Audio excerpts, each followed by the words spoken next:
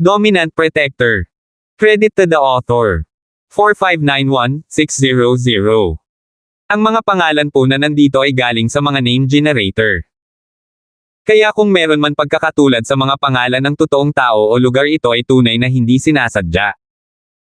Habang siya ay nagbubuntong hininga, ang mga memory fragment sa isip ni Terence ay biglang naging matindi. Ang 5 elementong pumatay sa layunin ng 5 lasong dragon ay hindi pinatay ang igat sa isang suntok. Sa halip, lubos nitong pinasigla ang kabangisan ng higanteng electric eel. Nang bumukas ang bibig ng isang super sea beast na kaya pang lumunok ng sea rupture stage creature at nabaliw, parang katapusan na ng mundo. Ang lumalakas na hangarin sa labanan at ang matalim na layunin ng pagpatay ay tila ang tanging dalawang bagay na natitira sa mundo na sumasakop sa langit at lupa. Dahil sa likas na protection sa sarili, hindi sinasadya ni Terence na gustong tumakas mula sa mapanganib na lugar ng labanan. Kahit na nakita lang niya ang eksenang ito mula sa mga memory fragment sa kanyang isipan, ang nakakatakot na pressure ay totoong-totoo na hindi siya makahinga. Gayunpaman, tulad ng dati, nahulog na si Terence sa mga memory fragment at hindi niya mailabas ang sarili. Hindi niya makontrol ang sarili niyang kalooban. Ang mapanirang labanan sa pagitan ng 5 poison dragon at ng higanteng electric eel ay hindi mapigil na tumatak sa kanyang isipan. Kahit paano niya ipinikit ang kanyang mga mata, malinaw ang lahat. Sa isang iglap, nagsimulang manginig ang buong katawan ni Terence na parang salan. Nasa bingit na siya ng pagbagsak, at nang malapit na siyang gambolain ng multo, biglang huminto si Terence at pumasok sa kakaibang estado. Sok! Sok! Pinagpala ba talaga ang batang ito, o ang likas niyang talento ay kakaiba? Bakit lagi akong nakaka-encounter ng mga magagandang bagay na hindi man lang pinangarap ng iba? Hindi napigilan ng makamulto na i-click ang dila nito sa pagtataka. Si Terence ay muling pumasok sa isang misteryosong estado ng kaliwanagan, ngunit ito ay iba sa huling pagkakataon na hindi niya namamalayan na nagising ang kanyang kamalayan. Malalaman lang niya kung ano ang maiisip niya pagkatapos niyang magising. Ang tanging bagay na kailangan niyang gawin ngayon ay ang bantayan siya. Ang pagkakataong ito ay mahirap makuha, at hindi niya hahayaang magambala ito ng mga panlabas na puwersa. Sa dagat ng kamalayan ni Terence, ang 5 laso na dragon at ang higanteng electric eel ay mahigpit na nakikipaglaban. Ang makapangyarihang 5 elementong pumatay sa layunin at madilim na lilang kidlat ay patuloy na nagbanggaan sa pagitan ng langit at lupa. Sa bawat pagbangga nila, nag-iiba ang kulay ng langit. Para sa nakapalibot na dagat, parang katapusan na ng mundo. Si Terence, sa kabilang banda, ay muling naramdaman ang parehong likas na pagnanasa sa kanya noong una niyang nakita ang madilim na lilang arco. Sa pagkakataong ito, gayunpaman, hindi niya sinusubukang gayahin ang dark purple na arco, ngunit ang 5 elementong pagpatay na layunin na inilabas ng 5 poison dragon.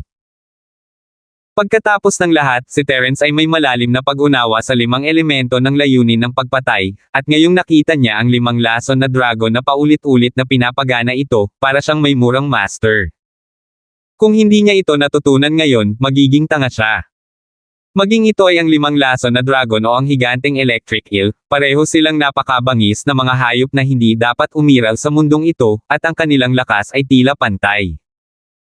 Ang hindi inaasahang labanan ng mundo na ito ay hindi natukoy ang nagwagi sa ilang maikling palitan, ngunit aksidenteng nahulog sa isang labanan ng attrition.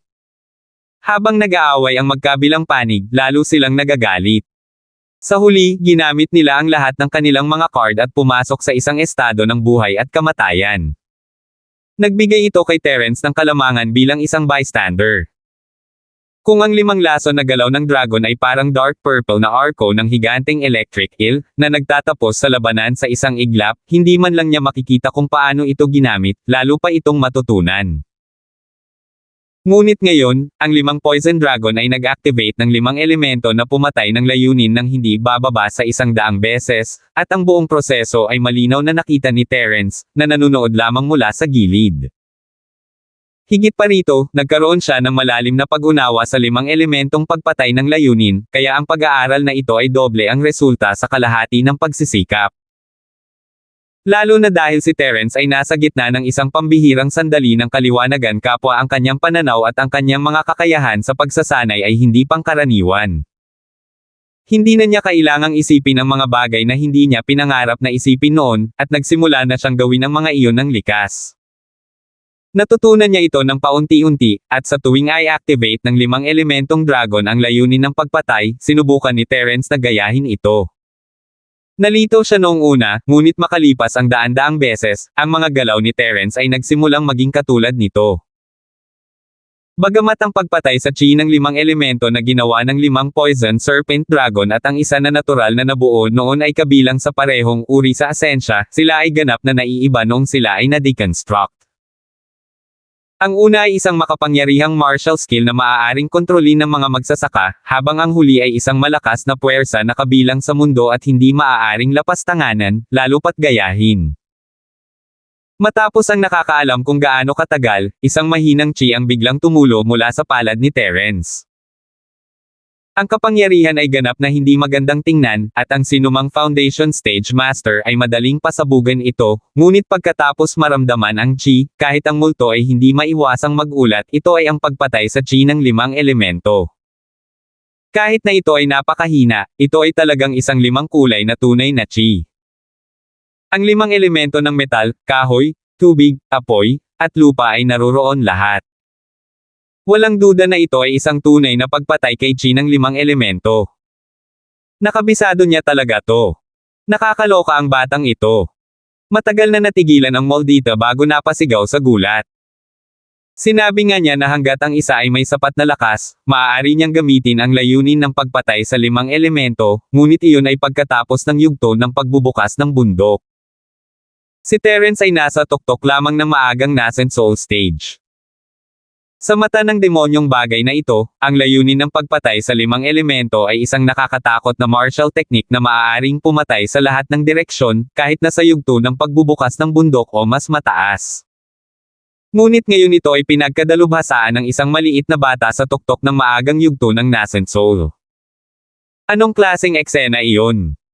Sa sandaling ginamit ni Terence ang 5 elemento ng layuning pumatay, hindi ito kasing simple ng pakikipaglaban sa isang taong may mas mataas na antas.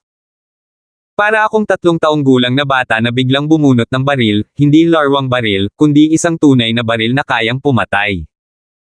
Marami na siyang nakitang mga bagay, at kinilig siya sa isiping iyon. Palagi niyang iniisip na si Terence ay isang halimaw na may halong mga tao, ngunit ngayon na naisip niya ito, hindi lang ito mga tao. Ang bata ay isang halimaw sa lahat ng mga nilalang sa mundo, kahit na mas malakas kaysa sa kanyang dating Asher Dragon. Si Terence ay hindi nagpakita ng anumang senyales ng kagalakan sa kanyang mukha pagkatapos ng matagumpay na pag-activate ng 5 elementong pagpatay sa layunin sa unang pagkakataon. Nakalubog pa rin siya sa ganoong estado, paulit-ulit na nagsasanay. Ang layunin ng pagpatay sa 5 elemento ay lumakas at lumakas sa kanyang mga kamay, lumalakas sa bawat pagsasanay. Nagsimula ito bilang isang antas ng pundasyon, dahan-daang naging isang gininto ang antas ng core, at pagkatapos ay isang nascent na antas ng kaluluwa. Sa wakas, magagamit niya ito na parang sariling braso, at naging bagong martial art na pagmamay-ari ni Terence. 4,572. Hindi tumigil doon si Terence matapos malaman ang 5 elementong layuning pumatay. Matapos malaman ito mula sa 5 poison dragon, ibinaling niya ang kanyang mga mata sa higanteng electric eel at sinimulang pag-aralan ang dark purple electric arc na patuloy na kumikislap. Dahil kaya nitong mapaglabanan ang 5 elementong layuning pumatay ng napakatagal nang hindi nahuhuli, naniniwala si Terence na kung matututuhan niya ito para sa sarili niyang gamit, ito ay isang kasanayang lumalaban sa langit na hindi mas mahina kaysa sa layuning pumatay ng 5 elemento. Isa itong makapangyarihang trump card na magagamit niya sa hinaharap. Ngunit sa pagkakataong ito, kahit anong pilit ni Terence, hindi niya maisip ang susi.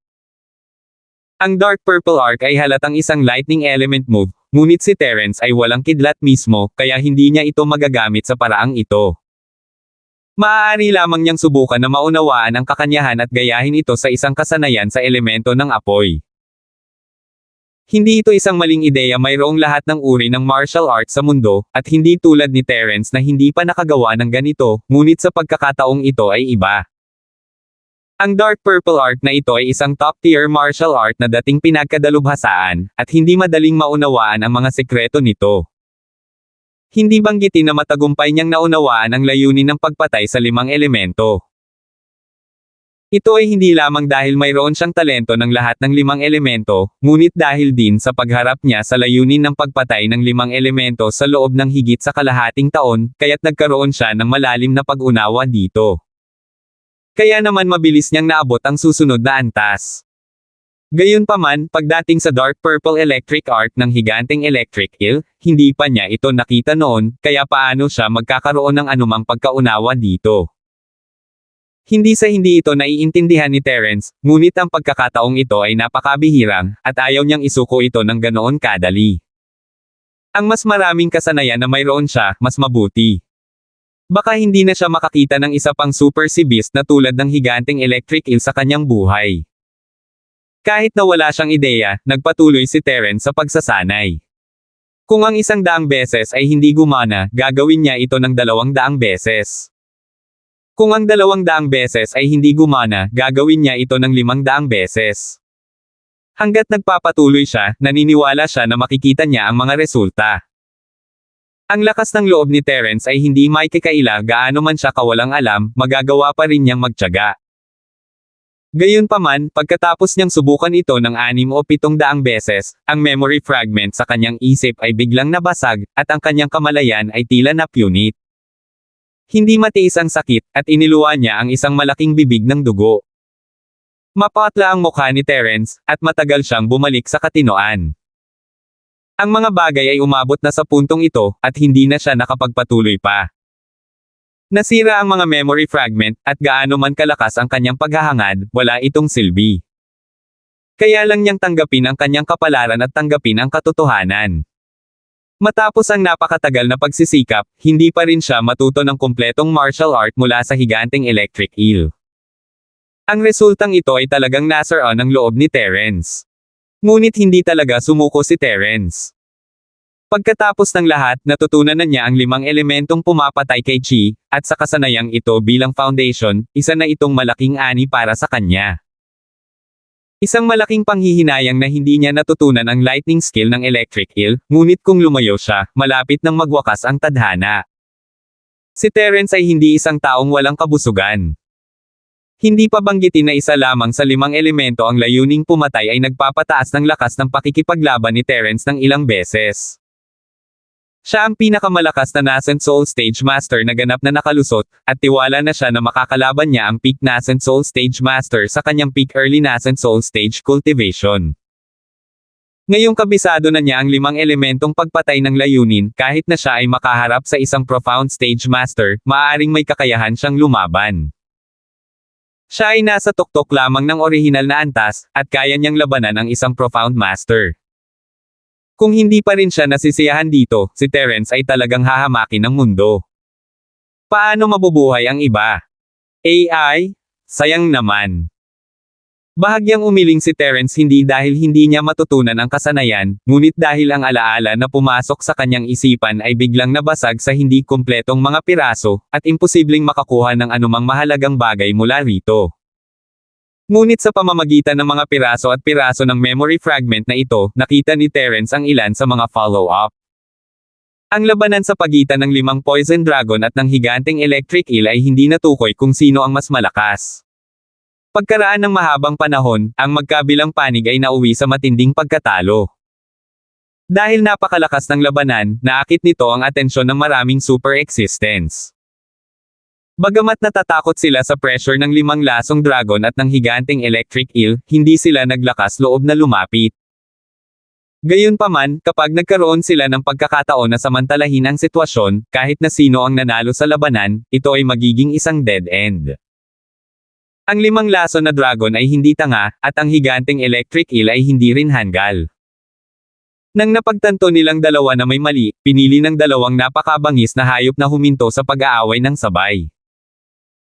Sa ganitong paraan, kahit na sila ay malubhang nasugatan, dahil ang magkabilang panig ay hindi namatay, ang mga lalaki na nanunood mula sa malayo ay hindi malaman ang kanilang background, kaya walang sino man ang nangahas na kumilos ng padalos-dalos.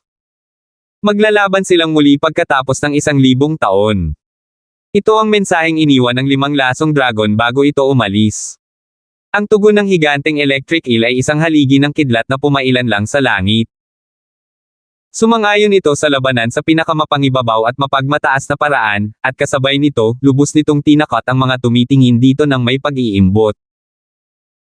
Matapos matiyak na ang 5 lason na dragon ay ganap na nawala sa lugar ng dagat na ito, dahan-daang kinaladkad ng higanteng electric eel ang sirang katawan nito pabalik sa orihinal nitong pinagtataguan upang gumaling. Gayunpaman, masyadong malubha ang mga sugat sa katawan nito. Matapos ang pagsisikap na kumapit sa mahabang panahon, maaaring ilang taon, maaaring ilang dekada o kahit 100 taon, sa wakas ay nabigo itong mabawi ang kanyang sigla. Ang napakalaking sigla nito ay unti-unting nawala sa katawan, at tuluyang naging bangkay sa kanyang harapan. Tulad ng para sa 5 lason na dragon, hindi na ito muling lumitaw pagkatapos noon. Marahil ay patay na rin ito. Pagkatapos ng lahat, ang mga pinsala nito ay hindi gaanong mas magaan kaysa sa higanteng electric eel. Siyempre, maaaring buhay pa ito, ngunit nagtatago ito sa isang lugar at tahimik na dinidilaan ang mga sugat, naghihintay ng pagbabalik. Hindi nakita ni Terence kung ano ang nangyari sa 5 lasong dragon sa mga memory fragment, ngunit nahulaan niya na malamang napatay na ito, tulad ng higanteng electric eel. Ito ay hindi lamang dahil ito ay malubhang nasugatan, ngunit dahil din sa hindi ito bumalik sa misteryosong espasyo sa ilalim ng 5 lason na latian. Ayon sa dragon ng 5 kasamaan, ang lugar na iyon ay palaging teritoryo ng 5 poison flood na dragon. Ang layunin ng pagpatay sa 5 elemento ay nakamamatay sa iba pang mga espiritong hayop, ngunit ito ay isang mahusay na pandagdag sa 5 poison flood na dragon. Kung sinusubukan ng 5 poison flood na dragon na pagalingin ang mga sugat nito, tiyak na babalik ito sa mahiwagang espasyong ito sa lalong madaling panahon. Gayunpaman, sa katunayan, hindi ito ginawa, na nangangahulugang nagkaroon ng aksidente sa proseso, at ang posibilidad ng kamatayan ay napakataas. Bukod pa riyan, hindi mahirap hulaan na itong 5 lason na bumabaha sa dragon ay ang nakaraang 5 lason na nagbaha sa dragon na binanggit ng dragon ng 5 kasamaan, at hindi ang Panginoon nito. 4,573. Kung tutuusin, hindi pa lumalabas ang amo nito sa labasan na ito, kaya malabong bigla itong sumulpat sa dagat. Bukod dito, hindi magkatugma ang kanilang mga lakas. Ang 5 lason na dragon na ito at ang higanteng electric eel ay dapat na nasa itaas ng yugtong nakakabasag ng dagat, ngunit ang master ng dragon ng 5 kasamaan ay nasa yugto lamang ng pagkawasak ng dagat, na higit sa 1 antas na mas mababa. Ang pag-iisip ng 5 lason na dragon at ang higanteng electric eel ang dalawang makapangyarihan at nakakatakot na pag-iral ngayon na ang isa ay patay na, malamang na ang isa ay patay na rin. Hindi napigilan ni Terence na mapabuntong hininga. Kung buhay pa silang dalawa, lalo na ang 5 lason na dragon, malamang na ibang-iba ang sitwasyon sa South Continent. Hindi bababasa, ang Vermilion Bird ay hindi magagawang kumilos ng walang prinsipyo tulad ng ngayon. Ang trahedya na nangyari sa Dragon of Five Evils Master ay hindi mangyayari dito. Kung tutuusin, ang lakas ng lalaking ito ay napakabangis na ito ay hindi maintindihan. Kahit na ang paraan ng ibong Vermilion ay maaaring walang magawa dito. Habang si Terence ay bumaantong hininga, ang mga pira-pirasong alaala sa kanyang isipan ay lalong naglaho. Sa huli, sila ay naging alabok at tuluyang nawala, na para bang hindi sila umiral. Ang nakapalibot na dagat ay biglang bumalik sa kapayapaan, at ito ay isang hindi pa nagagawang kapayapaan. Walang bakas ng parang bundok na pressure na naramdaman noon ni Terence. Biglang nanlamig si Terence na wala ang pagkahumaling ng higanteng electric eel. Hindi kaya ang memory fragment ang kinahuhumalingan nito. Noong nabasag ang memory fragment, nawala rin ang obsession nito. Matagal na natigilan si Terence habang inaalala niya ang sitwasyon. Sa wakas ay naunawaan niya, ibinibilang ba ito bilang pagtanggap ko sa mana nito? Of course it counts. Bagamat hindi ito direktang nagbigay sa iyo ng lakas, ang memorya mismo ang pinakamahalagang pamana. Hindi banggitin na naiintindihan mo rin ang isang martial skill tulad ng 5 elemento na pumatay ng layunin.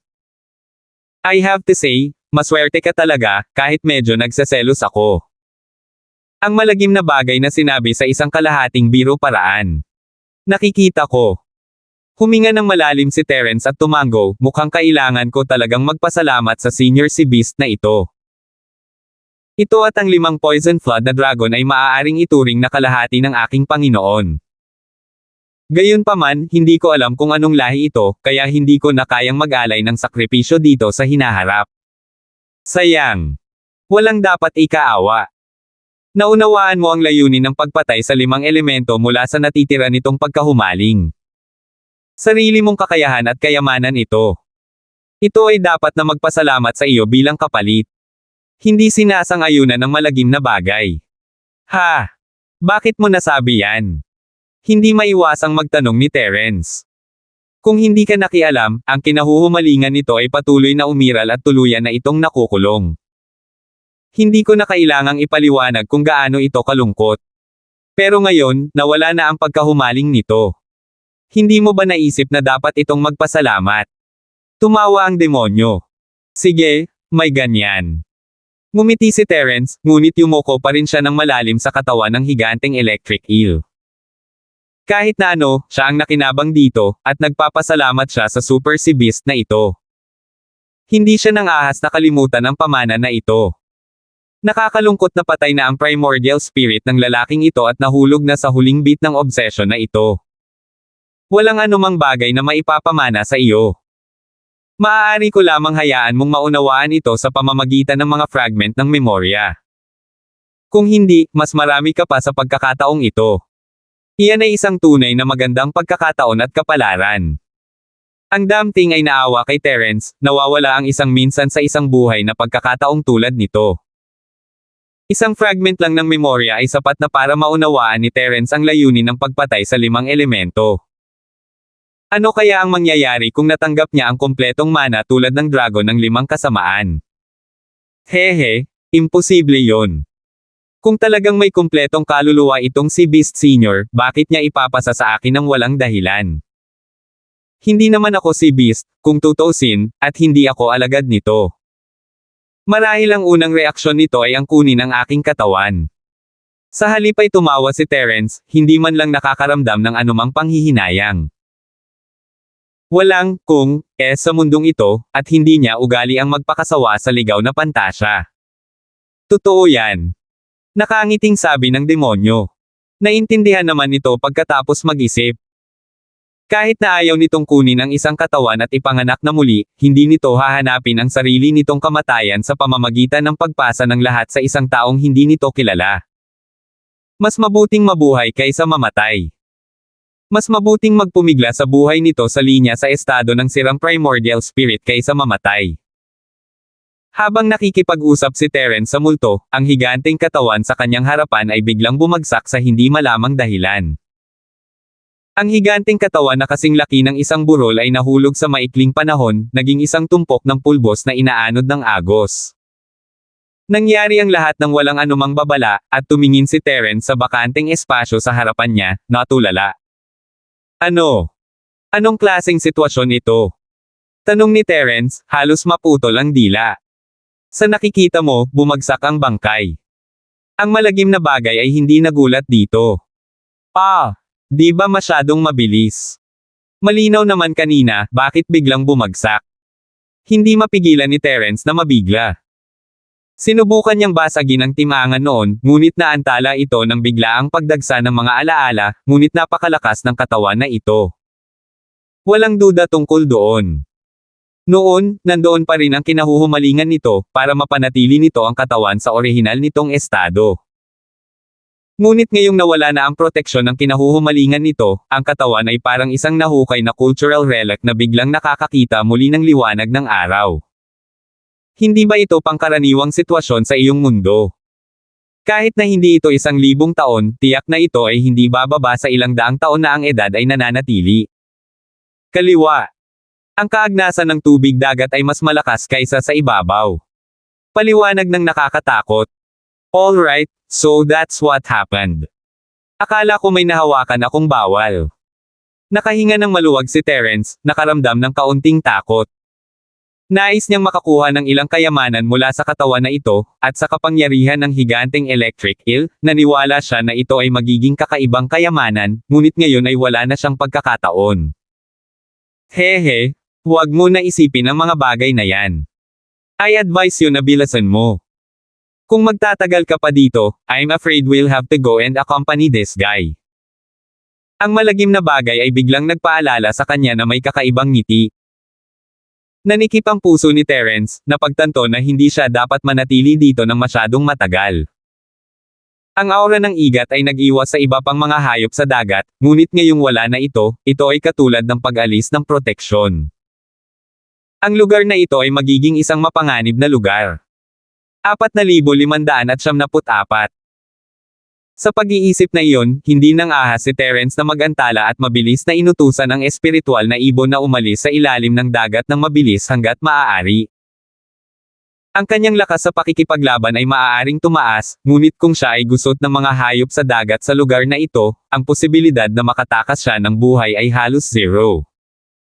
Ang espiritong ibon ay napakabilis. Kahit sa malawak na karagatan, ang dalisay na chi ni Terence ay nagpapanatili ng tubig. Ang bilis nito ay hindi maaaring maliitin. Kahit na isa pa rin itong orihinal na leveled spirit beast. Hindi ito maaaring maging walang magawa sa karagatan. Ayaw ni Terence na masangkot sa mga hayop sa dagat, ngunit mas natakot ang ibon.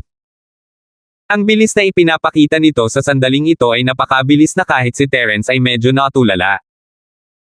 Palagi niyang iniisip na ang espiritong ibon ay walang masasabi maliban sa bilis, ngunit ngayon ay tila tama siya.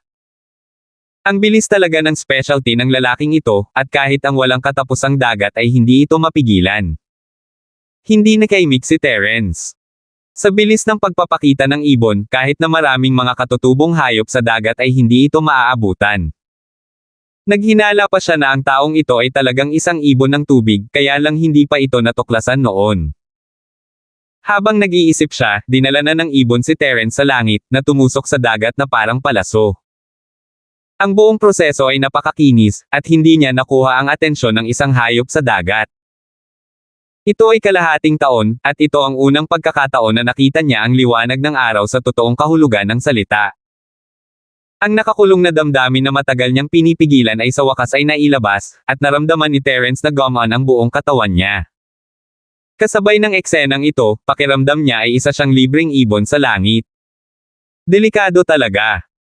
Tumingin si Terence at nakita ang ilang malalaking anino na lumalangoy sa paligid ng lugar kung saan siya umahan. Hindi niya matukoy kung anong uri ng mga hayop sa dagat sila, ngunit sa kanilang laki, hindi sila dapat madaling harapin. Hindi napigilan ni Terence ang palihim na matuwa na siya ay tumakbo ng mabilis, kung hindi, siya ay nasa problema. Matapos pakalmayan ang sarili, inutusan ni Terence ang espiritual na ibon na lumipad patungo sa North Island. Siya ay hinabol ng matandang sekta ng West Mountain sa pagkakataong ito, at matagal na mula noong deadline para sa misyon. Hindi niya alam kung may nangyari sa North Island. Ang puso ni Terence ay nakatakdang umuwi. Hindi siya tubong bay daw, ngunit sa Sky Class Island, bay daw ang kanyang pangalawang tahanan.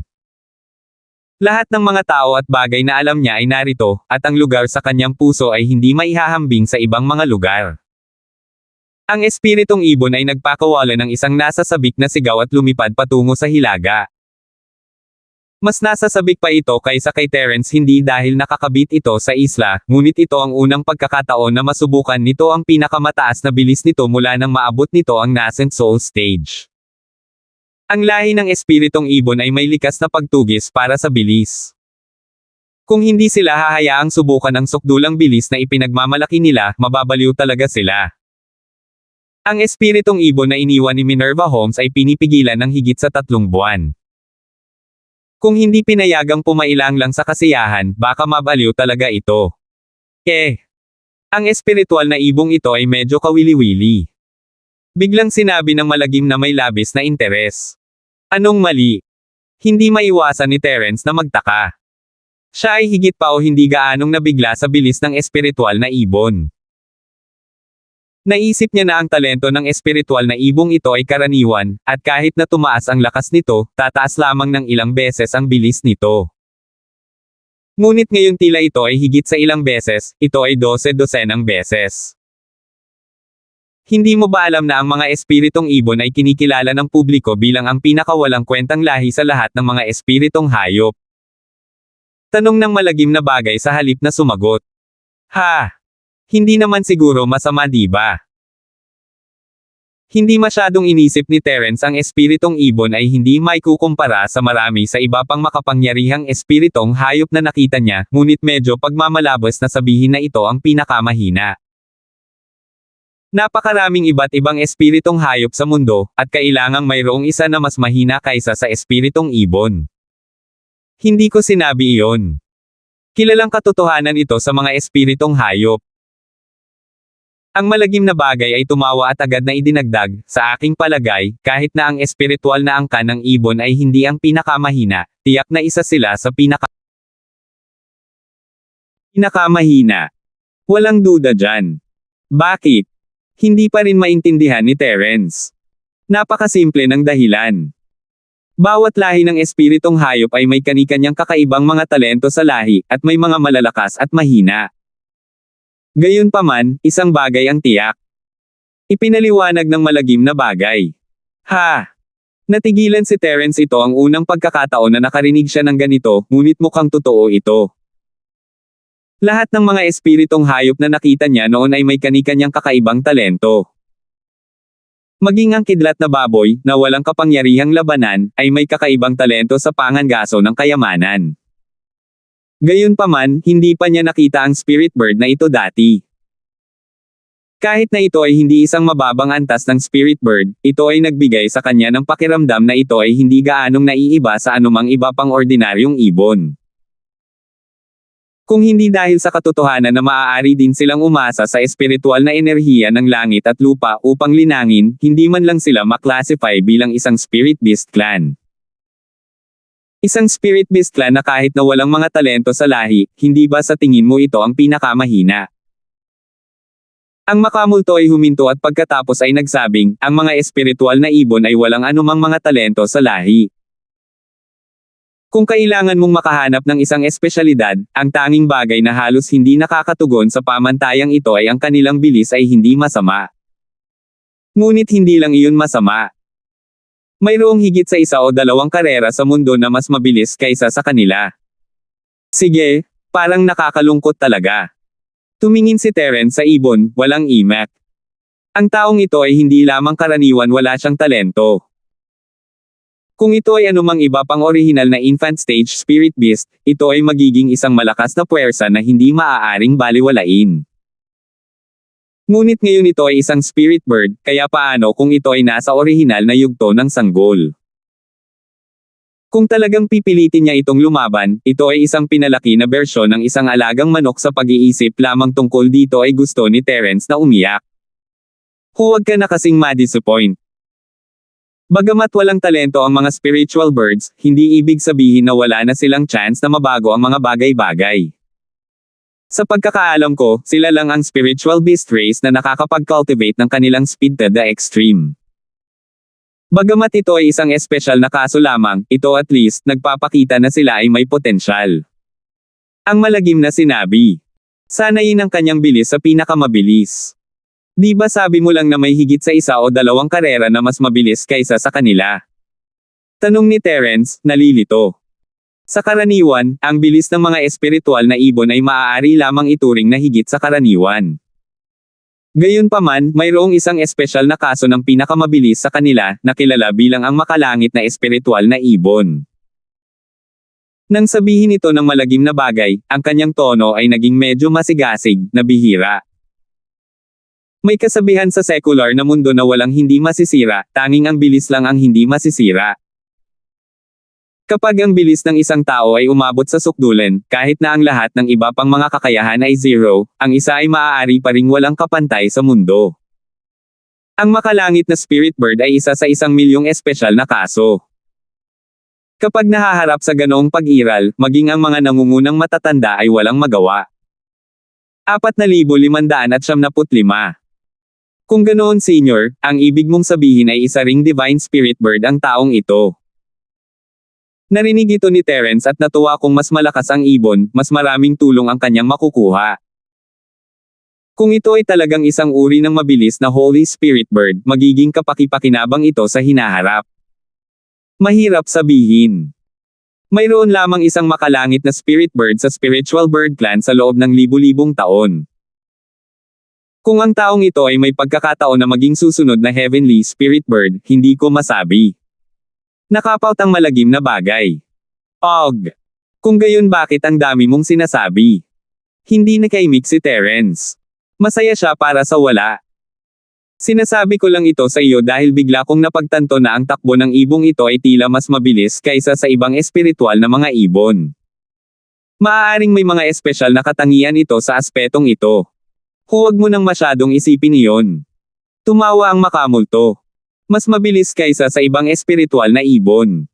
Gaano kabilis? Sabi ni Terence, interesado. Kung ikukumpara sa ibang orihinal na infant stage spiritual birds na kapareho ng level, ang bilis nito ay hindi bababa sa 3 beses na mas mabilis. Hindi ako masyadong sigurado sa mga detalye, marahil ito ay dahil nakababad ito sa bituin na gatas ng ink kasama mo. Ang malagim na sinabi pagkatapos mag-isip ng ilang sandali. 3 beses. Masyadong exaggeration iyan. Ngayong nabanggit mo na, Senyor, pakiramdam ko ang lalaking ito ay maaaring maging isang langit ng panla ng ibong-ibon. Lumiwanag ang mga mata ni Terence. Ang epekto ng star ink milk sa mga espiritong hayop ay hindi kasing kahanga-hanga ng epekto ng mga magsasaka ng tao.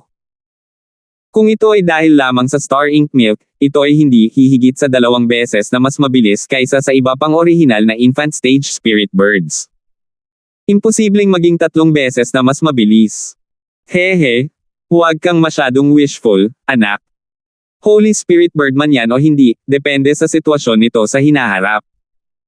Kung mas mataas ang level nito at mas malaki ang advantage nito sa bilis, may kaunting chance na maging Holy Spirit bird ito. Kung hindi, kalokohan lang yan. Walang ganang sabi ng multo.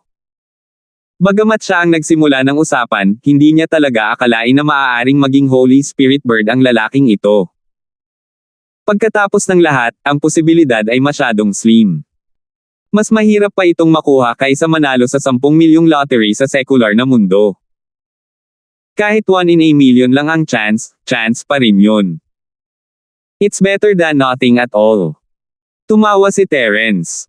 Dahil wala siyang magawa, wala siya sa mood para magnilay at mag-cultivate pansamantala. Naupo siya sa likuran ng ibong espiritual at nagpatuloy sa pakikipag-chat sa multo, tinatanggap ito bilang isang karanasan sa pagbukas ng mata. Pagkaraan ng 1 oras, malayo na si Terence sa South Island at sa sea area ng South Continent. Kung tutuusin, ang bilis ng spirit bird ay mas mabilis kaysa dati.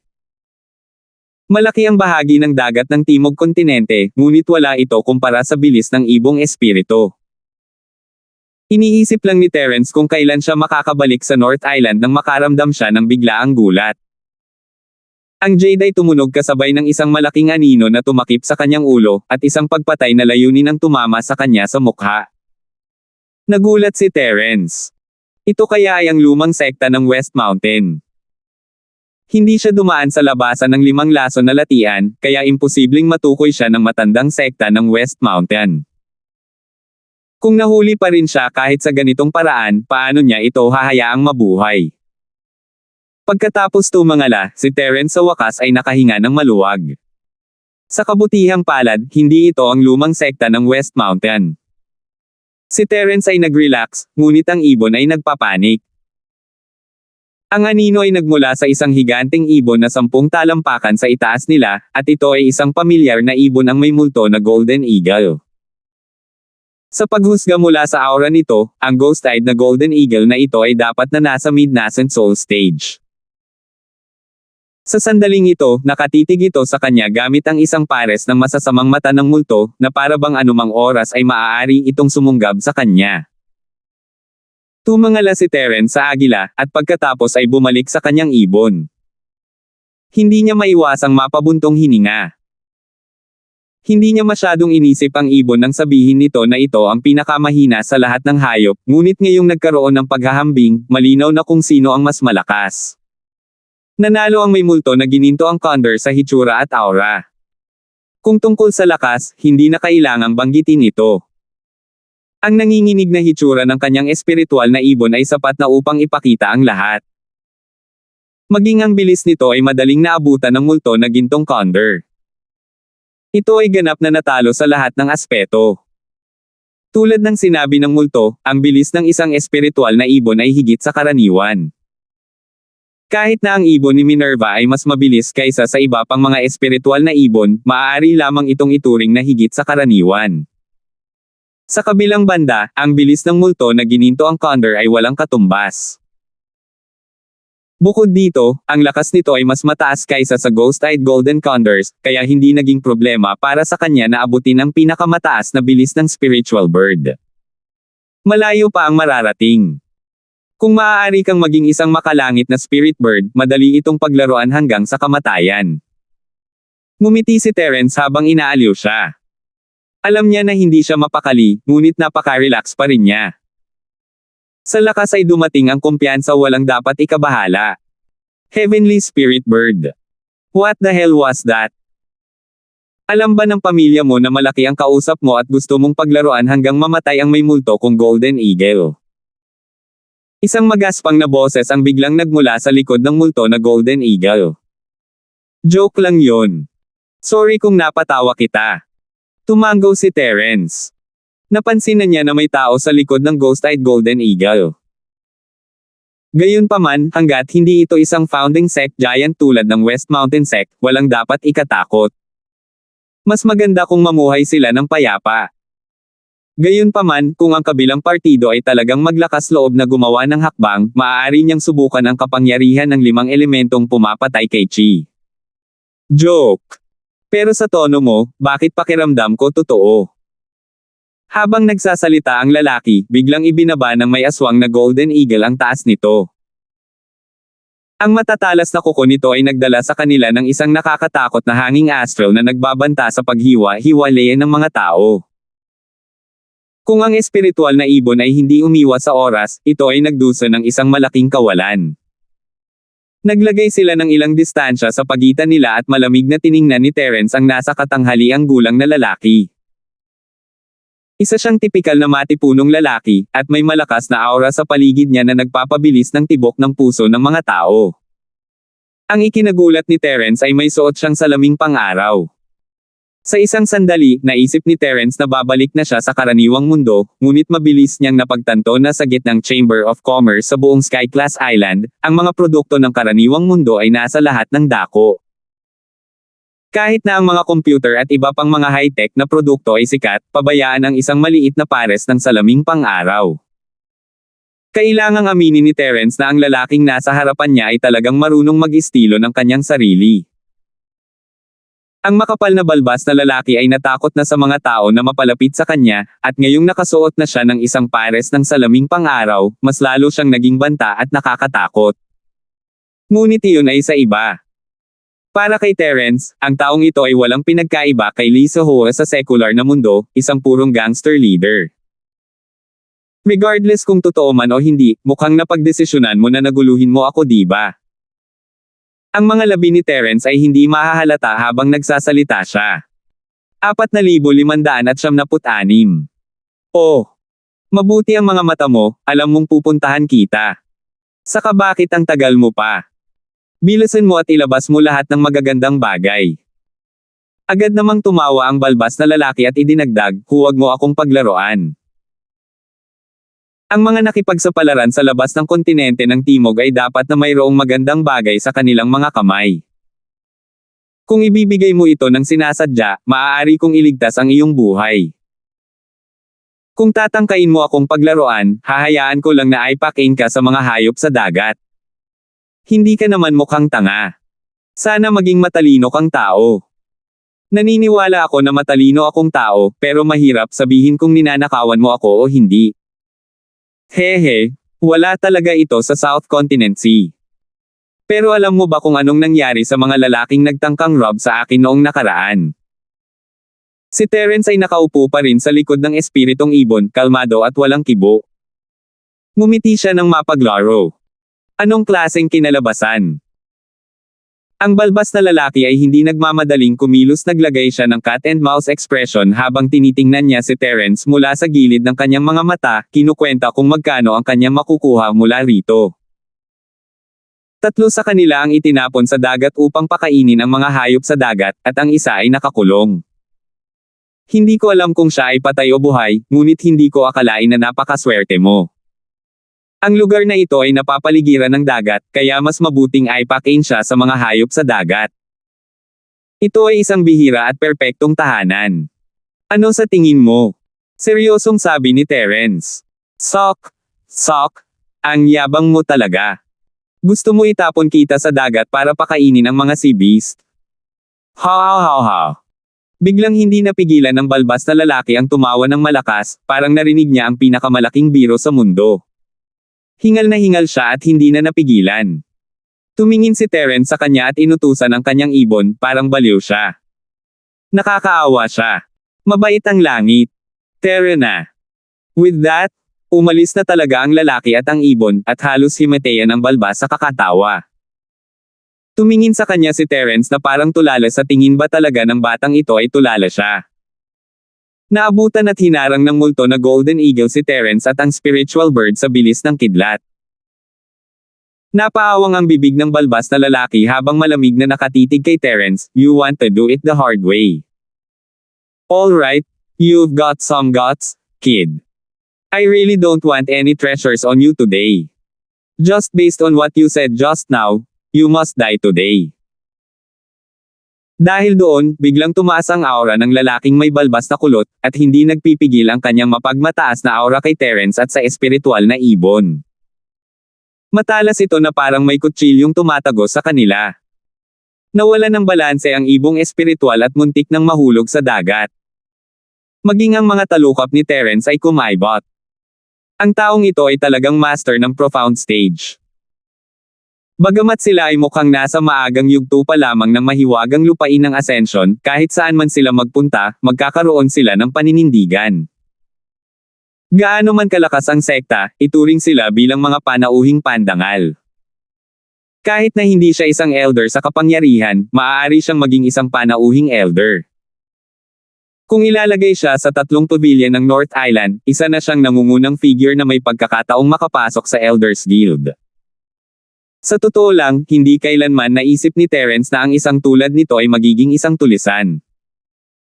Ang mga bagay ay talagang kakaiba sa mundong ito, mayroong lahat ng uri ng mga tao, at ang isang master sa maagang yugto ng mahiwagang Ascension ay maaaring gawin ang lahat upang kumita ng pera, ngunit kailangan niya maging isang magnanakaw.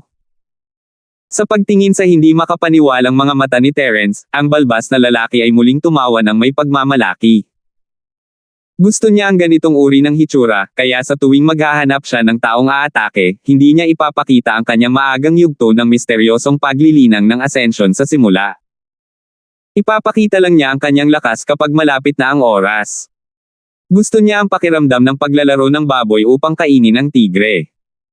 Natatakot ka ba? Ha sa kasamaang palad, huli na ang lahat. Kung naging matalino ka at ibinigay ang kayamanan, baka hinayaan na kitang mabuhay.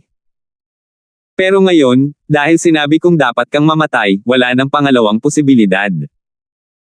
Naiintindihan mo ba ang ibig kong sabihin? Tumawa ng malakas ang balbas na lalaki. Ganap na utos. Hindi napigilan ni Terence ang mapangiti, nakasimangot sa tulalang tingin ng lalaki. Hindi ka naman talaga tanga, no? Kung talagang may kapangyarihan ka sa batas, patay na ako sa oras na sinabi mo ang salitang, mamatay.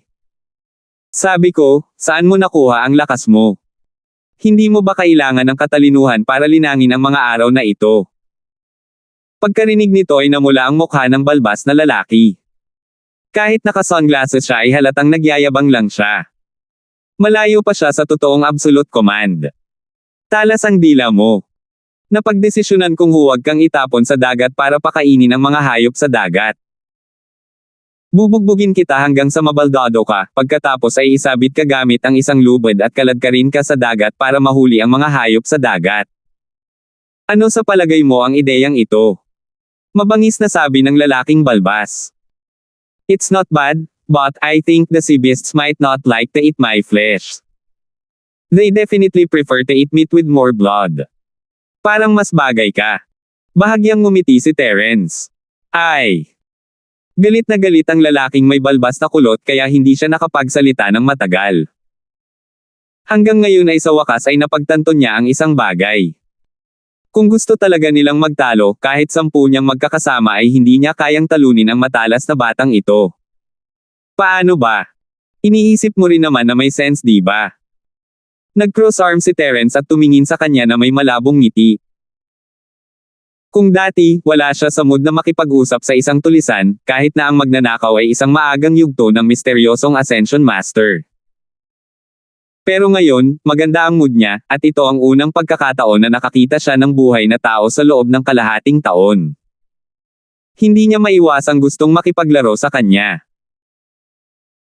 Ang panunukso ni Terence ay nagpapataas ng galit sa balbas na lalaki na walan siya ng interes na makipaglaro kay Terence na parang pos ang naglalaro ng daga, at tumaas ang kanyang hangarin na pumatay. Marami na akong nakitang walang ingat na tao, ngunit ito ang unang pagkakataon na nakakita ako ng isang taong walang ingat na gaya mo. Brat, hayaan mo akong bigyan ka ng kaunting payo. Wala lang silbi ang iyong dila. Wala lang silbi. Kamatayan. Tandaan mo ito sa susunod mong buhay. Dahil doon, hindi binigyan ng balbas ng lalaki si Terence ng pagkakataong magsalita. Bigla siyang naglabas ng mahabang itim na patpat mula sa kanyang likod at binasag iyon sa ulo ni Terence ng malakas na dagendong. Ang kanyang tungkod ay 12 talampakan ang haba, at hindi bababa sa 10 talampakan ang pagitan. Logically speaking, hindi niya dapat maabot si Terence, ngunit nang lumapag ang staff, nag-transform ito sa isang malaking, mabangis na anino ng staff na tumakip sa langit at lupa. Ang layunin ng pagpatay na ibinubugan nito ay sapat na upang baguhin ang kulay ng langit at lupa. Maging ang mga ulap na lumulutang sa paligid ay agad na naging mabangis at nakakatakot na itim na ulap. 4,597. Sabayan pa ng nakakatakot na sipol ng hangin, na may halong anino ng mga tauhan, para silang grupo ng mga nakakatakot na demonyo na pumipili ng makakain. Si Terence at ang espiritong ibon ay parang isang maliit na bangka sa gitna ng isang bagyo. Maaari silang sirain anumang oras. Kung sila ay hinawakan ng mga anino, sila ay tiyak na mapapahamak. As expected of an early-stage mysterious ascension expert. Hindi siya simple. Mahinahong ngumiti si Terence sa sitwasyon. Hindi man lang siya kinakabahan, sa halip ay excited. Ang kanyang mga mata ay puno ng fighting spirit. Nakatutok ang mga mata ni Terence habang nakaharap sa nagbabantang mga anino ng tauhan na pumawi sa langit at lupa. Ang kanyang kanang kamay ay nakaarko sa hugis ng kuko ng dragon, at purong chi ang bumulwak sa bawat dulo ng daliri. Mabilis na nagtipon ng 5 purong chi sa kanyang palad, at kasama ng Dragon's Roar, ang 5 elemento ng layuning pagpatay ay bumangon laban sa langit. Haha, napakalaking salita at naisip ko na may kumpiyansa ka. Lumalabas na mahina ka lang sa tuktok ng maagang yugto ng orihinal na antas. Alitap-tap ka lang, how dare you compete with the sun and the moon? Tumawa ng malakas ang balbas na lalaki. Hindi siya sigurado kung itinatago ni Terence ang kanyang lakas noon, ngunit ngayong nakita niya ang tunay na lakas ni Terence, wala siyang dapat ipag-alala. Ang lakas ng rurok ng unang yugto ng Nascent Soul ay hindi maituturing na mahina, ngunit nakadepende rin ito sa kung kanino siya ikinumpara. Sa isang ordinaryong maliit na lugar, natural siyang magiging master ng isang rehiyon. Ngunit sa harap niya, na nasa profound stage, siya ay halos umutot. Ang pagkakaiba sa pagitan nila ay halos isang buong malaking kaharian. Ang napakalaking agwat sa lakas ay natukoy na ang kinalabasan. Ang lalo pang nagpakitawa sa kanya ay malinaw na alam ng kabilang partido na may desperidad sa lakas, ngunit hindi pa rin niya naisip na kunin ang pagkakataong makatakas. Sa halip, nagmamatigas siyang humarap sa kanya. Ang utak na ito ay lampas na sa pagtubos. Hindi napigilan ng balbas na lalaki ang tumawa ng malakas. Ang mga taong may matatalas na dila sa pangkalahatan ay walang mahusay na karunungan. Ang mga salitang ito ay totoo. Siyempre, sa kanyang opinyon, ang pagpili ng kabilang partido na tumakas ay katangahan. Ang bilis ng kanyang multo na Golden Eagle ay mas mabilis kaysa sa garbage spiritual bird ng kabilang partido, paano siya makakatakas? Mamatay sa kapayapaan, babasagin kita ng 10,000 hampas. Ang balbas na lalaki ay nagpakawala ng isang nakakabinging dagandong, at ang napakatinding itim na mga anino ng patpat ay biglang nagtagpo, naging isang solidong patpat at dumurog. Ang bawat stick shadow ay may lakas na 1,000 libra, at ang stick na ito na may condensed na hindi mabilang na stick shadow ay may lakas na higit sa 10 milyong pounds. Hehe, ingatan mo yang mga salitang yan. Bahagyang ngumiti si Terence. Bagamat nasa ilalim siya ng Thousand Rod Smash, hindi magbabago ang ekspresyon niya kahit gumuho ang Mount Tai. Malakas ang martial skill ng kanyang kalaban, ngunit hindi siya naniniwalang matatalo ang 5 elementong pagpatay sa layuning natutunan niya mula sa 5 Poison Dragon. Habang nagsasalita siya, ang makalangit na layunin ng pagpatay sa 5 elemento ay nagbago na bilang isang dragon na naglabas ng mga pangil at nagangat ng mga kuko.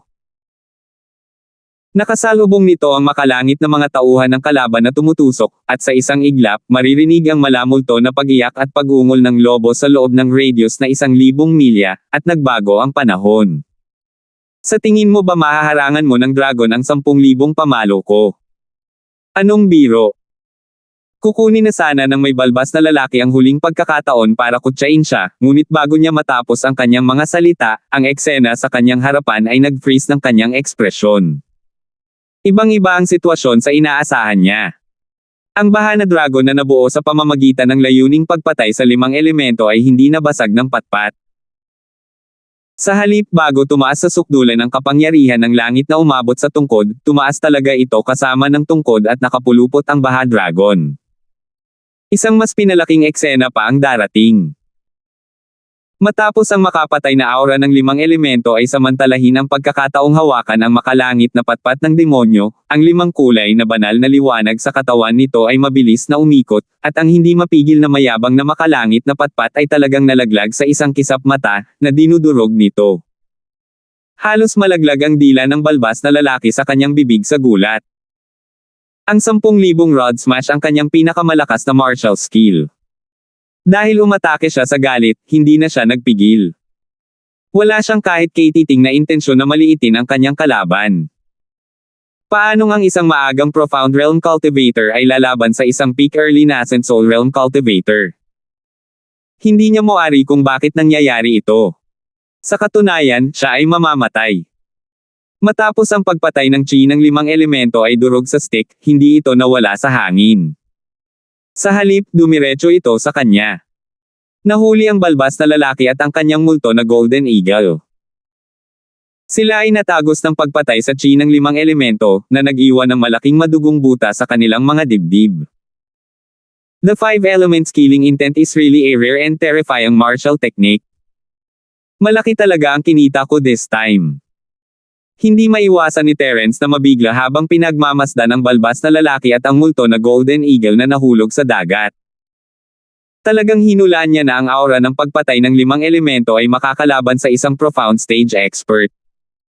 Gayunpaman, hindi niya akalain na magiging ganoon kadaling patayin siya sa isang galaw. Si Terence at ang espiritual na ibon ay nanatili sa himpapawid ng ilang sandali. Ang kalaban ay isang profound master, kung tutuusin. Bagamat medyo nakakatakot ang madugong buta sa kanyang dibdib, sa kanyang malakas na sigla, basta't nagamot siya sa tamang panahon, may pagkakataon na siya ay mabubuhay. Okay, let's go. Bakit ka mag-abala sa pagnanakaw ng profound stage expert? Umiling si Terence.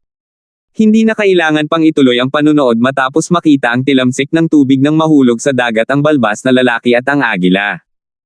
Siguradong patay na ang lalaki. Gaya ng inaasahan, sa sandaling umalis si Terence at ang ibon, ang lalaking may balbas na kulot at ang Golden Eagle na may multo ay napapaligiran ng ilang mga hayop sa dagat na sinundan ng amoy ng dugo. Napalunok sila sa isang kisap mata. Habang patuloy siyang lumilipad patungo sa North Island, dadaan siya sa gitnang isla. Kung walang nangyaring hindi inaasahan, malapit na siya. Gusto talaga ni Terence na pumunta doon at makita. Pagkatapos ng lahat, ang gitnang isla ay mayroong Titus, Jonas, at Jerry, ang kanyang mga kaibigan. Lalo na ang dalawang confidants, sina Teresa at Milky. Namiss sila ni Terence pagkatapos ng mahabang panahon. Ngunit matapos itong pag-isipang mabuti, nagpasya si Terence na talikuran ang mapang-akit na ideya ng pagpunta sa gitnang isla. Maliban kung nakakuha siya ng pahintulot mula sa pavilion, ang mga lumilipad na espiritong hayop ay hindi pinapayagang lumipad sa gitnang isla. Kung gusto ni Terence na pumasok sa gitnang isla, kailangan niyang gumastos ng maraming pagsisikap sa daan. Bukod dito, napakatagal na niyang nilisan ang North Island, mas mahaba kaysa sa deadline para sa misyon. Bukod dito, hindi man lang siya nagpadala ng mensahe pabalik sa kalahati. Kahit sinong normal na tao ay iisipin na may nangyari sa kanya. Hindi niya alam kung ano ang kalagayan ng kanyang mga compound, at hindi rin niya alam kung ano ang kalagayan ng hari ng basura. Ang lahat ng ito ay lubos na nag-alala kay Terence. Maaari lamang niyang isantabi ang pag-iisip na pumunta sa Nakajima sa ngayon. Pagkatapos ng lahat, sina Teresa at Milky ay may Titus at iba pa na nagbabantay sa kanila, kaya walang mangyayari sa kanila. Makakahanap na lang siya ng pagkakataon na bisitahin sila sa hinaharap kung na-miss niya sila. Ang espiritual na ibon ay palaging sumusunod sa kanya. Maaari siyang pumunta sa Nakajima kahit kailan niya gusto. Sa karamihan, maaari niyang hilingin kay Melvin na tulungan siyang makakuha ng Nakajima Pass, kaya hindi siya nagmamadali. 4,578. Matapos magdesisyon, ang puso ni Terence ay nakatakdang umuwi, at ang pinakamataas na bilis ng espiritual na ibon ay unti-unting tumataas nang hindi niya nalalaman. Tinakot talaga ito ng multo na Golden Eagle kanina. Kung si Terence ay hindi ganoon kalakas, ito ay magpapakain sa mga hayop sa dagat kasama ni Terence. Kung tutusin, madaling maabutin ito ng kabilang partido, kaya ang tanging iniisip ng espiritong ibon ay lumipad ng mas mabilis, upang walang lumilipad na hayop ang makahabol dito. Iyon ang pinakaligtas na paraan. Ang 3 pavilion sa North Island. Mula nang si Delmar, ang bagong dating na hari, ay lumitaw ng wala sa oras, lalo na pagkatapos niyang duminahin ang kompetisyon sa panloob na sekta, ang 3 pavilion ay patuloy na nag-uusap tungkol sa kanya. Pagkatapos ng tsaa at pagkain, halos lahat ng tao sa kalye ay pinag-uusapan ang hindi pa nagagawang orihinal na bagong dating sa yugto ng sanggol. Dahil sa hitsura ni na Terence at Delmar, kahit na ang bumababang Green Cloud Pavilion ay muling nagniningning. Parang babalik sila. Gayunpaman, ang hindi inaasahan ay ang taong nasa limelight kamakailan ay hindi ang Monroe ng Green Cloud Pavilion bilang sibat, ngunit ang batang master ng tumataas na Sky Pavilion, si Lindan, na matagal nang nanahimik. Mula nang siya ay bumalik mula sa kanyang pagkawala, ang young master na ito na si Shu ay nagbago mula sa kanyang karaniwang mapagmataas at dominanteng ugali. Siya ay naging mas kalmado at mas reserved. Ang dahilan kung bakit siya naging sentro ng atensyon sa pagkakataong ito ay hindi dahil sa nakagawa siya ng isang bagay na kapansin-pansin, ngunit dahil siya ay matagumpay na naging pinakamatandang kapatid na lalaki na namamahala sa panlabas na sekta ng tumataas na Sky Pavilion. Siyempre, ang balitang ito ay hindi gaanong kapansin-pansin. Hindi man lang ito maituturing na balita. Kung tutuusin, matagal nang nakikipagkompetensya si Linden para sa posisyong ito at ginawa niya ang lahat ng uri ng paghahanda para dito. Masasabing alam ng lahat ang kanyang intensyon. Ngunit sa pagkakataong ito, nagdulot pa rin ito ng malaking sensasyon dahil ang young master na ito na si Shu ay nakalusot sa orihinal na yugto ng sanggol. Dapat malaman ng isang tao na noong unang nagsimula si Linden na bumuo ng momentum para dito, ang kanyang lakas ay nasa perpektong yugto ng pagtatatag ng foundation. Wala pang isang taon, nakatawid na talaga siya sa buong Jeodan stage at tumalon sa Nascent Soul stage. Ang ganitong uri ng bagay ay sadyang kakilakilabot. Ang talento ni Young Master Linden ay namumukod tangi mula pa noong siya ay bata pa, at ito ay matagal nang inihayag sa mundo ng mga taong may intensyon, ngunit kahit na ganoon, hindi siya kailanman nagyabang ng ganoon kalaki. Hindi pa banggitin ng iba na hindi naniniwala dito, sa totoo lang, kahit si Shu Yuanzheng, ang kanyang biolohikal na lolo, ay tulala, at madalas ay hindi maiwasang magtaka kung siya ay nananaginip. Mula sa foundation stage hanggang sa nascent soul stage, kung ito ay isang cultivator na may medium qualifications, maaaring hindi ito magtagumpay sa loob ng 100 taon. Maging ang mga tinatawag na elite ay mangangailangan ng hindi bababa sa 8 hanggang 10 taon. Kung may nagsabi na kaya niyang tumawid sa buong Geodan stage sa loob ng 1 taon, tiyak na maituturing siyang baliw. Gayunpaman, ang katotohanan ay nasa harap nila.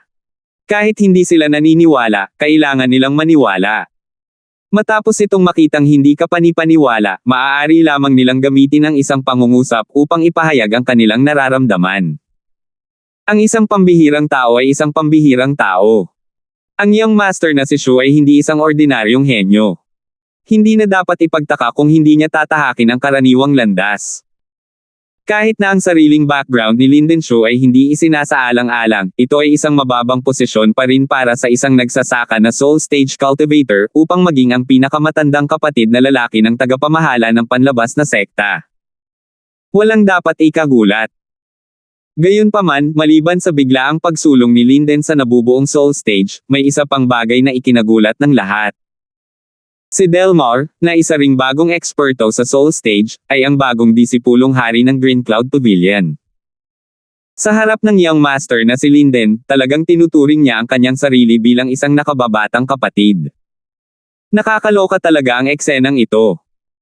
Bagamat si Linden ay isa ring original infant stage expert, ang lakas ng Delmar Monroe na ito ay hindi mas mahina kaysa sa kanya. Sa katunayan, siya ay mas sikat kaysa sa kanya sa panahong ito.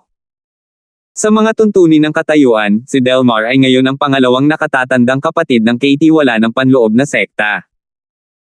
Kahit na ang Green Cloud Pavilion ay hindi kasing ganda ng tumataas na Sky Pavilion, ang posisyon ng pangalawang senior brother ng Inner Sex Steward ay mas mataas pa rin kaysa sa pinakamatandang senior brother ng Outer Sex Steward, di ba? Mayroon lamang isang paliwanag para dito, at iyon ay ang pagkagusto ni Monroe Lingchong sa malalim na background ni Young Master Lindan. Ang kabilang partido ay may lolo na isang malaking shot sa Elders Association. Ito ang tanging lugar kung saan maaaring magustuhan ni Linden ang Monroe Lingchong. Gayunpaman, ang paliwanag na ito ay napakalabo pa rin. Huwag kalimutan na si Monroe Lingfei ay madalas na ikinumpara kay Terence, at tila sineseryoso niya ito. Kahit na ito ay ang pinakamaliit na bagay, determinado siyang hindi maging mas masama kaysa kay Terence. Ngunit si Terence ay hindi kailanman yumuko kay Young Master Linden noon, at si Young Master Linden ang patuloy na tinatanggihan niya. Bakit payag si Monroe Lingfei na maging tagasunod ni Young Master Linden ngayon? Kung ibinaba lang ni Delmar ang kanyang ulo kay Linden, kahit na medyo malayo ang dahilan, iisipin ng lahat na hindi iyon malaking bagay. Kung tutuusin, lahat ay may kanya-kanyang adhikain. Hindi magkasundo noon sina Terence at Linden, kaya hindi imposible para kay Delmar na maging matandang kaibigan si Young Master Linden sa unang tingin. Ngunit ang problema ay hindi lang yumuko at kumamaw si Delmar sa harap ni Linden, kailangan pa niyang ngumiti at purihin sina Tony, Harry, Leandro, at ang iba pa paminsan-minsan. Malinaw na sila ang huli sa mga ranggo, at ito ay talagang hindi maintindihan. Pagkatapos ng lahat, siya ay isang orihinal na eksperto sa yugto ng sanggol. Kung kailangan niyang sipsipin si Tony at ang iba pa para pasayahin si Young Master Linden, hindi ba siya masyadong laki at walang dignidad bilang eksperto? Ang hindi inaasahan ay ang Delmar, na noon pa man ay napakasensitibo sa mga talakayan ng publiko, ay nagbingi-bingihan sa mga negatibong komento. Nagbigay ito ng pakiramdam sa mga tao na handa siyang magpatuloy at determinado siyang suportahan ang mabahong mga paanin din hanggang sa dulo. Sa araw na ito, muling nagtipon ang grupo ni Lindan. Sanay na ang mga bystander sa ganitong eksena. Nagtitipon sila minsan sa bawat 10 araw at palihim na nagkukulong sa isang maliit na silid. Walang nakakaalam ng palihim nilang pinag-uusapan. Sa anumang kaso, ang lahat ay nanatiling tikom ang kanilang mga bibig nang umalis sila sa maliit na silid at hindi kailanman sinabi sa iba kung ano ang kanilang gagawin, na ginawa silang kakaiba sa karamihan. Paglabas ng tirahan ni Linden, yumuko si Delmar at pinanood si Harry at ang iba pa na umalis bago bumalik sa Green Cloud Pavilion na mag-isa. Kahit na hindi lang siya ang disipulo sa grupo, sina Tony at Linden ay palaging hindi mapaghihiwalay, kumakain at namumuhay ng magkasama. Hindi siya pupunta sa Green Cloud Pavilion kung walang importanteng bagay. Matapos bumalik sa teritoryo ng Green Cloud Pavilion, si Delmar, na kanina pa nagmamagaling, ay naging mayabang. Kahit sino pa ang makita niya, palagi siyang may malungkot na ekspresyon sa kanyang mukha, dahilan upang ang mga disipulo ng Green Cloud Pavilion ay maglakas loob lamang na tumingin sa kanya mula sa malayo. Naipagpatuloy lang nila ang kanilang ginagawa pagkatapos niyang makalayo.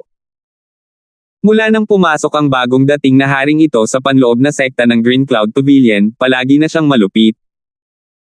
Hindi lang siya makapangyarihan, ngunit iba rin ang pakikitungo sa kanya ng mga upper echelons ng Green Cloud Pavilion.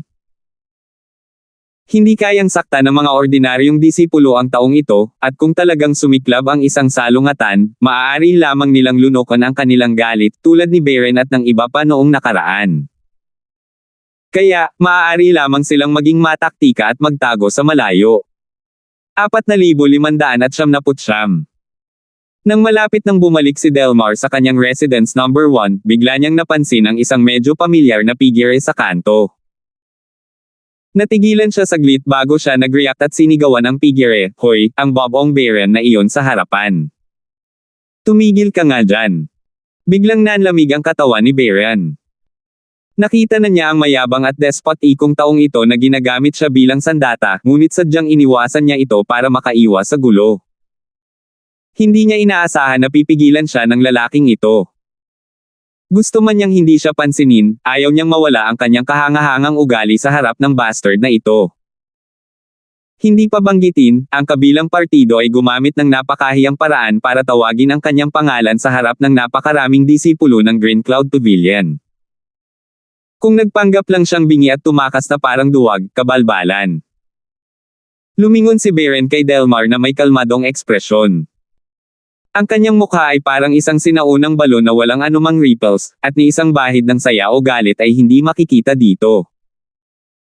Maging ang mga walang kinalaman sa bagay na iyon ay hindi napigil ang mapabuntong hininga. Ang Beren na ito ay talagang isang kultura at maginoo. Gayunpaman, ang pagganap ni Beren ay nakitang isang ganap na duwag sa mata ng kabayo, at mapangasar niyang ikinulong ang kanyang mga labi at sinabing, "Nasaan ang asong iyon na si Terence? Bumalik ba siya? Pagbalik niya, sabihin mo na puntahan niya ako." "No, I didn't." Kalmado pa rin ang tono ni Beren gaya ng isang sinaunang balon. Alam niyang sa lakas niya, dehado lang siya kapag nakipagsagupaan siya sa kabayong ito. Dahil alam niyang hindi niya kayang saktan ito, kung gayon ay hindi niya dapat hayaang mapuno ng galit ang kanyang isipan, kung hindi ay masisira lamang ito. "No. Damn it, bakit wala pa? Gaano katagal na ba mula nang mamatay ka at hindi pa rin bumabalik?" Kumunat ang noo ni Delmar at kinaladkad ang mahabang pagngisi, "Nako. Hindi naman pwedeng alam niyang mahihirapan ako sa kanya, at alam niyang hindi siya sapat, kaya takot siyang mamatay sa kamay ko, kaya duwag siya at hindi nang ahas na bumalik, di ba?" Ha. Bahagyang nagbago ang mukha ni Beren. Hindi mahalaga kung paano siya tinutuya ng kabayo, maaari niyang baliwalain ito ng lubusan, ngunit hindi siya maaaring manatiling walang malasakit kapag si Terence ay tinutuya sa kanyang harapan. Pagkatapos ng lahat, hindi lang kaibigan niya si Terence, iniligtas din niya ang kanyang buhay. Siya ay magiging hindi matuwid kung wala siyang gagawin ngayon, at maaari niyang tiisin ang anuman, ngunit hindi ang mga hindi matuwid na bagay. Si Junior Brother Linford ay isang kinikilalang henyo na disipulo ng publiko. Maging ang Pavilion Master na si Salter ng tumataas na Sky Pavilion ay may mataas na papuri para sa kanya. Bago mo siya talunin ng harapan, ipinapayo ko sa iyo na mag-isip bago ka magsalita. Kung hindi, hindi mo lang iinsulto si Junior Brother Linford, kundi pati na rin ang Pavilion Master na si Salter. Dumilim ang mukha ni Beren. "Oh. Para kang natapakan. Sok. Akala ko hinding-hindi na matapang ang isang duwag na katulad mo." Bigla siyang naging agresibo. Sa isang iglap ay sumulpat siya sa harapan ni Beren at napahawak sa leeg niya. "Sabi mo ininsulto ko ang Pavilion Master Salter. Sige, sabihin mo sa akin kung ano ang ininsulto ko sa kanya." "Ininsulto ko siya dahil hindi siya mabait sa mga tao at nagkakamali sa pagtingin sa isang basura bilang isang henyo. Ayos lang sana kung hindi si Truett, ngunit kapag may nagbalita nito, maiinis siya na parang may tumutusok sa kanyang masakit na bahagi. Pareho silang bagong disipulong hari ng panloob na sekta, ngunit tinitingala lamang ni Truett ang kalokohang iyon T. Terence, at hindi man lang pinapansin ang isang mas malakas na nagsasakang kaluluwang cultivator na tulad niya. Wala na ba sa isip ang matandang ito? Masama na ang mood ni Delmar ngayon, at ang dahilan kung bakit siya partikular na tumawag kay Beren ay talagang para makahanap ng pagkakataon na mailabas ang kanyang walang pangalan na galit. Ngayong sinundot na ni Beren ang kanyang peklat sa kanyang harapan, kakaiba kung hindi siya agad nagalit. Bagamat siya ay malakas at tila nasa limelight kamakailan, ang kanyang sitwasyon ay hindi kasing ganda ng iniisip ng mga tagalabas. Lalo na sa harap ni Linden at ng iba pa, wala talaga siyang magawa. Bilang huling tao sa grupo, hindi siya nang ahas na suwayin si Linden o ang mga salita ng iba. Nagagawa lang niya ang sinabi sa kanila. Lalo na sa pagkakataong ito, si Linden ay nagtalaga sa kanya ng isang napaka-F***top na misyon. Naipon na niya ang tiyan na puno ng galit, at ngayong nagkataon na nabangga siya ni Beren, isa na lang siyang ready-made punching bag. Siyempre, kahit mukhang mayabang si Delmar, maliban sa paghanap ng mali kay Beren para ilabas ang galit, may isa pa talaga siyang mahalagang layunin, at iyon ang misyon na itinalaga ni Linden sa kanya. Bawat disipulo ay kailangang gumawa ng trial mission pagkatapos pumasok sa inner sect, at sa pagkakataong ito, ang utos ni Ling Chong ay magsagawa ng trial mission malapit sa Southern Island. Gamitin niya ang pagkakataong ito para malaman kung nasaan si Terence. Nang matanggap niya ang order na ito, halos mabaliw na si Delmar. Kinailangan niyang hawakan ito para hindi mahulog sa mismong lugar. Damn it, binigay niya ang kanyang Super Newcomer King title at nagpunta hanggang sa Southern Island para tapusin ang isang misyon. May mali ba sa utak niya? Nakakalungkot lang na kahit siya ang Super Newcomer King ng Green Cloud Pavilion, wala siya sa harap ni Linden at ng kanyang barkada. Bulong man siya sa likod ng mga ito, mamamatay siya na walang libingan kapag nalaman ito ng iba, pati na rin ang pagbagsak sa kanila. Hindi siya mangangahas na makipagsapalaran kahit na mayroon siyang 100 lakas ng loob. Kinailangan nilang pumunta hanggang sa Southern Island para sa isang misyon para lang mahanap si Terence, na buhay pa. Walang magiging maganda sa mood kung gumawa sila ng ganito. Alam ni Linden na ito ay medyo sobra, ngunit wala siyang pagpipilian. Masyadong tahimik si Terence sa panahong ito, at kahit ang misteryosong tao ay hindi alam kung saan siya nagpunta, kaya naman ang bagay na ito ay nahulog sa ulo ni Linden. Si Linden ay malinaw na hindi makakaranas ng problemang ito, at ang bagong nakoronahan na Super Rookie King ang pinakaangkop na kandidato para sa misyon na ito. Sa sikmura na puno ng galit na walang mapaglalabasan, si Monroe bilang isang sibat ay humawak sa leeg ni Beren gamit ang isang kamay. Kung hindi dahil sa maraming disipulo ng Green Cloud Pavilion na tumuturo at bumubulong sa paligid, nagkaroon pa siya ng puso na sakalin si Beren on the spot para mailabas ang galit sa kanyang puso. Hawak sa leeg na parang baril, hindi masasabing hindi miserable ang kalagayan ni Beren ngayon dahil hindi siya makahinga, at naging kulay ng atay ng baboy ang kanyang mukha. Buong lakas siyang nagpumiglas, ngunit hindi siya makawala. Naramdaman na lang niya na parang cast iron ang kamay ng kabilang partido, at kahit anong pilit niya ay hindi siya makagalaw. Walang ibang paraan. Masyadong malaki ang pagkakaiba ng lakas ng dalawa. Higit pa rito, siya ay nahuli at nahawakan ang kanyang leeg. Maliban na lang kung si Monroe bilang sibat ang nagkusa na bumitaw, kung hindi, kung magpapatuloy ito, tiyak na masusuffocate si Beren hanggang sa mamatay kahit hindi nadudurog ang kanyang lalamunan. And from Monroe as a Spears poster, parang wala siyang balak bumitaw. Sa mata ni Delmar, bagamat mahinang duwag si Beren, isa pa rin siyang alagad na may ilang katanyagan sa Green Cloud Pavilion. 4,600. Kung papatayin niya siya sa publiko, tiyak na magdudulot ito ng malaking kaguluhan. Kahit na ang kanyang katayuan bilang ang Super Newcomer King, kailangan niyang magbayad ng mataas na presyo. Gayunpaman, siya ay kasalukuyang nasa galit, kaya paano niya mapapaalis si Beren ng ganoon kadali? Sa sandaling ito, iniisip ni Monroe bilang isang baril na dahil kailangan nilang pumunta sa katimugang isla kahit na ano, hindi mahalaga kung patayin nila si Beran. Maaari lamang nilang kunin ito bilang paglabas upang humiga. Say it. Bakit hindi siya naglakas loob na sabihin ito? O sa tingin mo rin ba ay bulag ang Pavilion Master na si Salter at pumili ng walang kabuluhan? Napahawak siya kay Beran kaya nakalabas ang dila. Alam niyang hindi makapagsalita ang kabilang partido, ngunit nakaramdam siya ng kakaibang kasiyahan. Hindi niya napigilan ang galit, kaya kailangan niyang ilabas iyon. Nang makita ng grupo ng mga disipulo ng Green Cloud Pavilion ang eksenang ito mula sa malayo, hindi nila naiwas ang pagpawisan si Beran. Gayunpaman, sa huli, walang nang-ahas na humakbang pasulong. Bagamat noon pa man ay maganda ang karakter ni Beran, at hindi nila inisip na tulungan siya ng kaunti, ngunit ngayong kaharap na nila ang isang halimaw na hindi masusukat ng sentido komun, mas mabuting magtago sa malayo hanggat maaari upang maiwasang masunog ng apoy.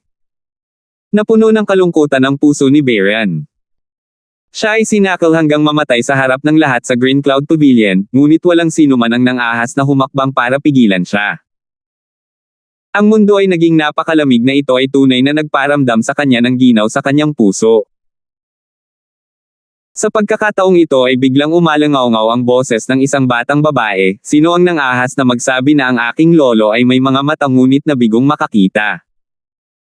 Kasabay nito, lumitaw ang isang bilog at mabilog na little bear sa harap ng lahat, na sinundan ng amo nito, si Natalie.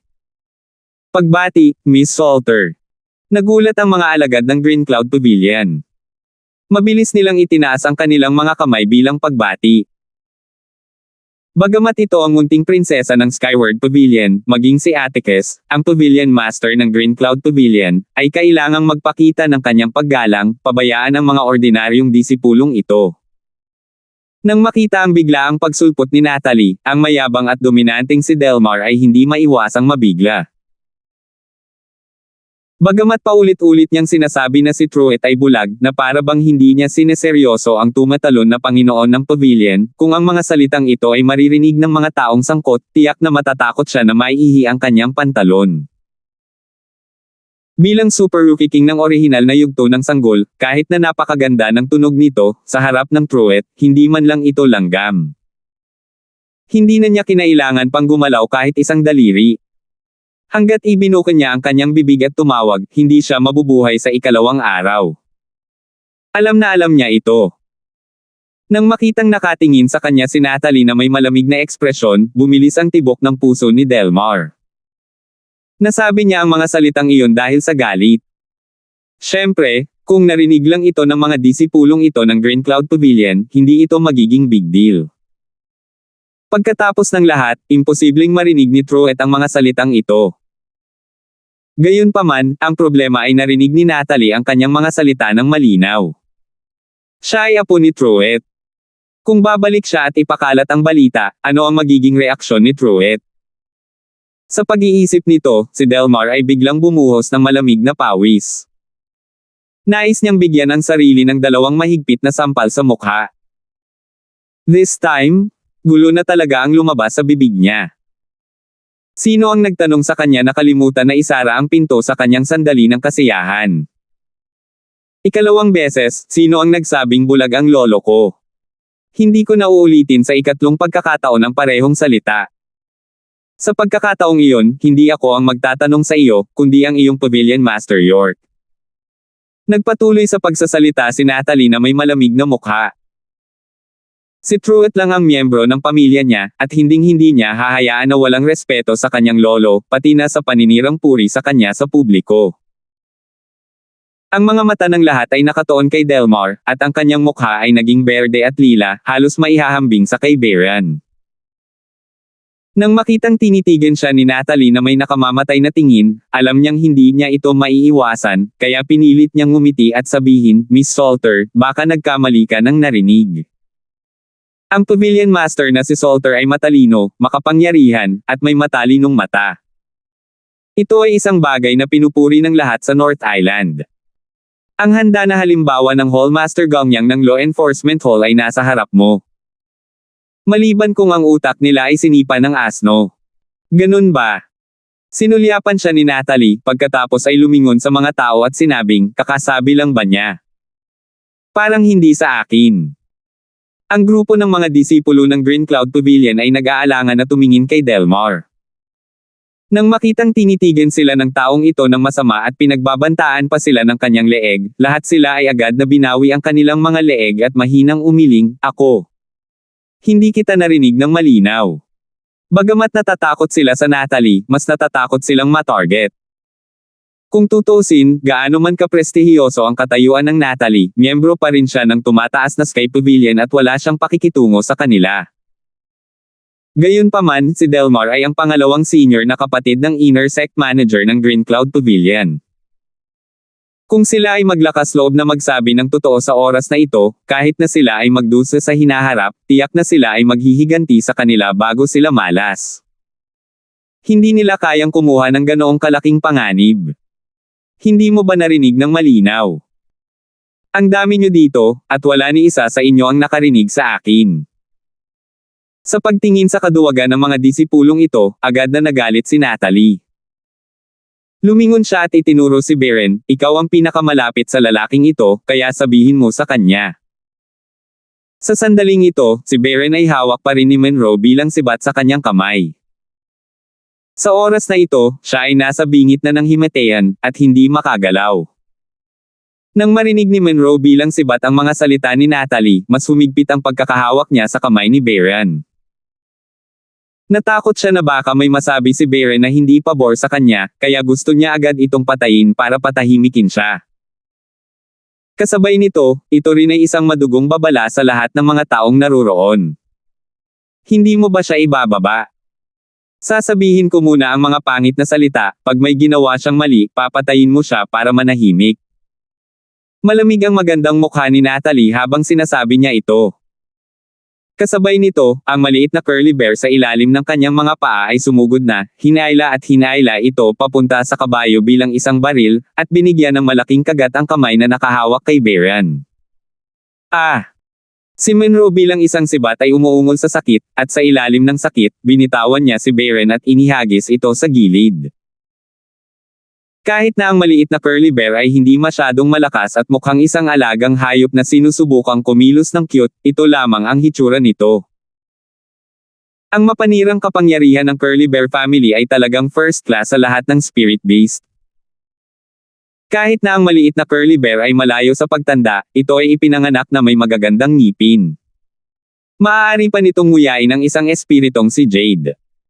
Bagamat si Delmar ay isang bagong master ng Soul Stage, siya ay gawa pa rin sa laman at dugo. Siyempre, hindi niya nakayanan ang kagat ng maliit na curly bear.